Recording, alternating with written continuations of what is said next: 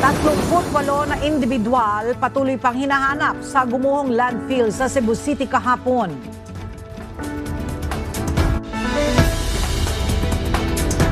Mga pamilyang lumikas bunsod ng pag-aalboruto ng Bulkang Mayon sa Albay, siksika na sa evacuation center.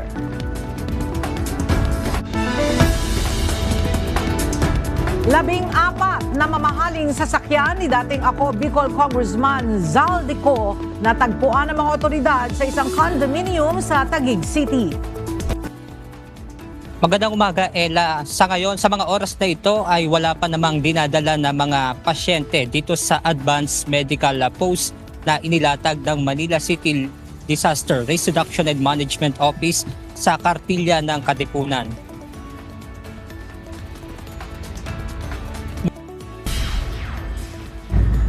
Mahigit 20 individual ang inisyal na naiulat na natrap matapos gumuho ang landfill na tumama sa staff housing at opisina ng Prime Waste Incorporated sa Barangay Binaliw, Cebu City kagabi, January 8. Batay sa paunang ulat, bandang alas 7:35 ng gabi, 7 biktima na ang naisalba.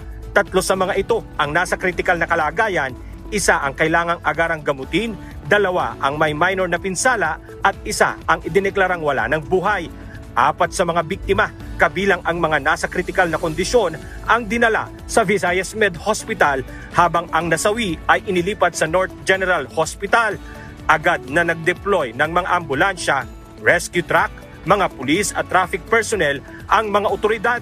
Nagtayo rin ng Incident Command Post, staging area at advanced medical post para sa mas maayos na rescue at medical operations.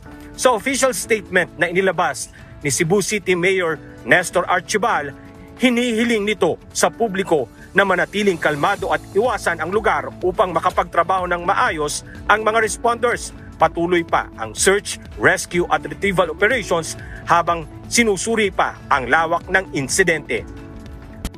And Development o DSWD ng mga volunteer para sa repacking ng mga family food packs upang tiyakin ang sapat na supply para sa mga apektado ng pag-aalboruto ng Bulkang Mayon. Kailangan ng mga volunteer sa major repacking hub ng ahensya sa Luzon Disaster Resource Center sa Pasay City. Sa ngayon, nananatili pa rin sa Alert Level 3 ang Mayon dahil sa patuloy nitong aktibidad kung saan marami ng mga inililikas.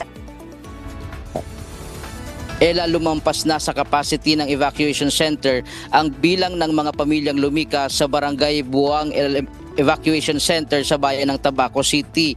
Kahapon, nasa 72 families o 263 individuals na ang nasa Buang Evacuation Center. Ngunit may 2 kwarto lamang ang evacuation building. Sa 1 kwarto, nasa 50 individual ang nanunuluyan. Kaya't hinihiling ngayon ng ilang barangay officials ng Buang madagdagan ng evacuation center na magagamit ng mga displaced family. Kaya medyo hindi nahihirapan pa kami kasi kung alam na namin kung ilan ang dapat i-accommodate, sana yun ang dapat dito sa isang room. Ngayon, yun ang pinaghanapan ng solusyon namin kung paano namin i-accommodate lahat. Yung CR namin dyan, medyo may mga problema. Ang daming gumagamit. Ang unang-una pala, yung tubig. Walang sufficienteng tubig. Kaya nga request ako sa LGU na bigyan kami ng mga water tank para maipon doon at saka bago mag-spread out yung tubig. Naguunahan din ang mga evacuees sa paggamit ng isang comfort room na functional sa loob ng evacuation center. Nangyari ang banggaan malapit sa rock shed sa City of Camp 6, Barangay Camp 4, Tuba, Benguet, na kinasangkutan ng ilang truck, isang jeepney at isang van. Agad rumesponde sa lugar ang mga tauhan ng Tuba Municipal Police Station.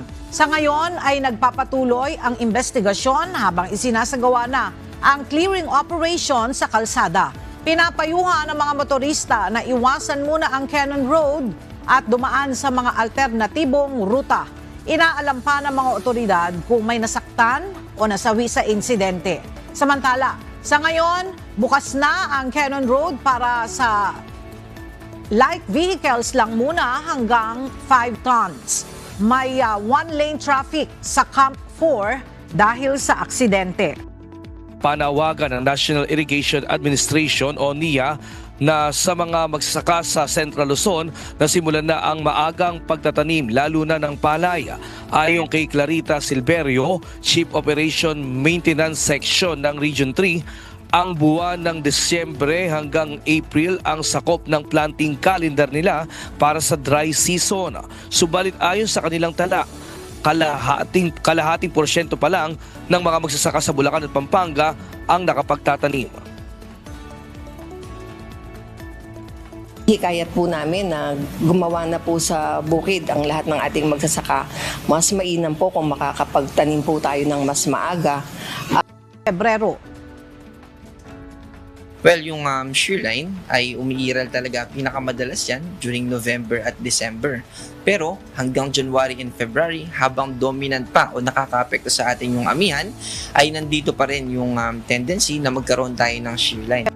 14 na mga mamahaling sasakyan ang natagpuan nga ng mga otoridad sa isang kondominium sa Taguig sa isinagawang operasyon alas 9 kagabi.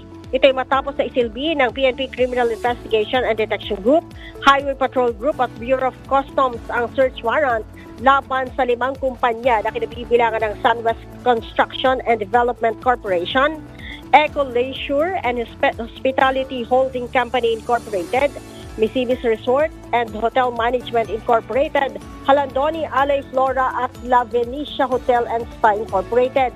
Ang 14 na mga luxury cars ay kinabibilangan naman ng isang Rolls-Royce na nakapangalan sa Eco Leisure and Hospitality Holding Incorporated, isang Toyota Sequoia na nakapangalan naman sa La Venecia Hotel, 3 Cadillac Escalade na nakapangalan naman sa Missimis Resort, Sunwest Construction at Eco Leisure and Hospitality Holding. Mayroon ding 2 Lexus na nakapangalan sa Sunwest at sa La Venecia Hotel at isang Mercedes na nakapangalan sa Sunwest.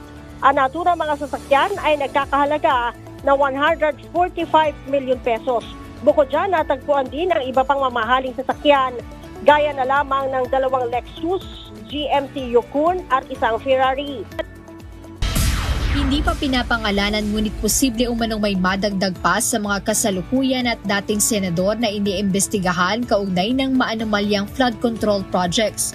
Ayon kay Ombudsman Crispin Remulla, humaharap na ngayon sa preliminary investigation sa Department of Justice sina Senator Joel Villanueva, Senator Jinggoy Estrada at dating Senator Bong Revilla. Nagbinbin pa sa Korte Suprema ang inihaing petisyon ng Bayan Muna laban sa unprogrammed appropriations noong 2024. Ayon sa Makabayan Block lawmakers, napapanahon ng aksyonan ng kataas-taasang hukuman ang legalidad ng unprogrammed appropriations o UA. Tumutukoy ang UA sa mga programang wala pang tiyak na pagkukuhanan ng pondo ng pamahalaan. Ginawa ng grupo ang pahayag matapos ihain ni House Senior Deputy Minority Leader, Caloocan 2nd District Representative Edgar Erice at House Deputy Minority Leader, Mamayang Liberal Party List Representative Leila de Lima ang petition for certiorari at prohibition laban sa UA sa 2026 General Appropriations Act o pambansang pondo ngayong taon.